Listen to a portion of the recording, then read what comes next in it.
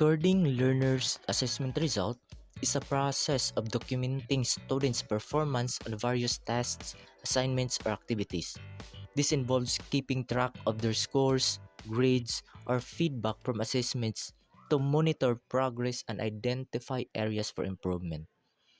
The recorded results provide valuable information for both teachers and students, helping to guide instructions and learning. Teachers use different tools to record results, such as gradebooks, spreadsheets, or online platforms.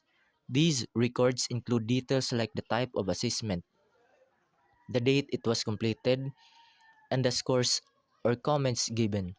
Accurate and organized records are important for tracking individual and class performance over time.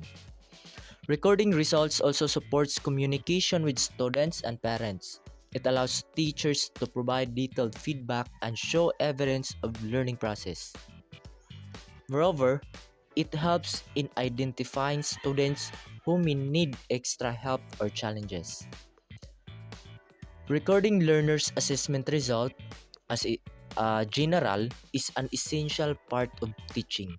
It ensures accountability, supports effective decision making, and help create a clear pictures of each student's learning journey.